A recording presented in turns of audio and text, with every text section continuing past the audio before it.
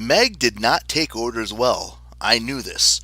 She twitched and foamed, coughing up random words like horse, crossword, cloven, roots. Also, not a great sign, medically speaking. My singing had not worked. Stern language had not worked. There was only one other remedy I could think of, an ancient technique for drawing out poison and evil spirits. The practice was no longer endorsed by most medical associations, but I remembered the limerick from the Grove of Dodona.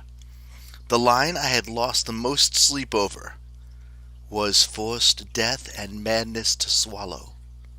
Here we were. I knelt over Meg's face, and I used to do when I taught mouth-to-mouth resuscitation as part of the first aid training at Camp Jupiter.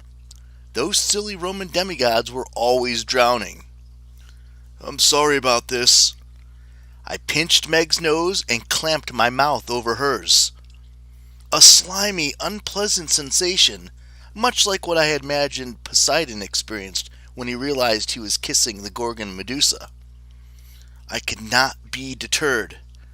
Instead of exhaling, I inhaled, sucking the darkness from Meg's lungs. Perhaps at some point in your life, you've gotten water up your nose. Imagine that feeling, except with bee venom and acid instead of water. The pain almost made me black out.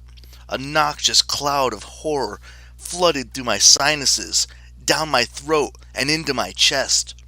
I felt ghostly bees ricocheting through my respiratory system, trying to sting their way out. I held my breath, determined to keep as much of the darkness away from Meg for as long as I could. I would share this burden with her, even if it killed me. My mind slid sideways into Meg's own memories. I was a frightened little girl, trembling on the steps of the library, staring down at the body of my murdered father. The rose he had given me was crushed and dead. Its petals were scattered across the wounds that the beast had made in his belly. The beast had done this, I had no doubt. Nero warned me again and again. Daddy had promised me the rose would never die. I would never have to worry about thorns. He said the flower was a gift from my mother, a lady I had never met. But the rose was dead. Daddy was dead. My life was nothing but thorns. Nero put a hand on my shoulder. "I'm sorry, Meg." His eyes were sad, but his voice was tinged with disappointment. This only proved what I had already suspected. Daddy's death had been my fault. I should have been a better daughter. I should have trained harder, minded my manners, not objected when Nero told me to fight the larger children, or the animals I did not want to kill. I had upset the beast. I sobbed, hating myself. Nero hugged me. I buried my face in his purple clothes. His sickly sweet cologne, not like flowers, but like old, desiccated potpourri in a nursing home. I wasn't even sure how I knew that smell, but it brought back a half-remembered feeling of helplessness and terror. Nero was all I had. I didn't get real flowers, a real father, a real mother. I wasn't worthy of that. I had to cling to what I had. Then our minds commingled.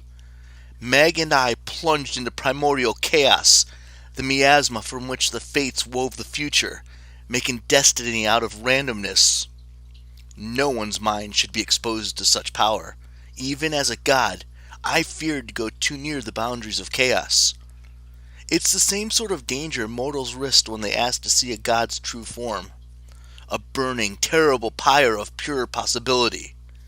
Seeing such a thing could vaporize humans, turn them into dust or salt. I shielded Meg from the miasma as best I could, wrapping my mind around hers in a sort of embrace, but we both heard the piercing voices.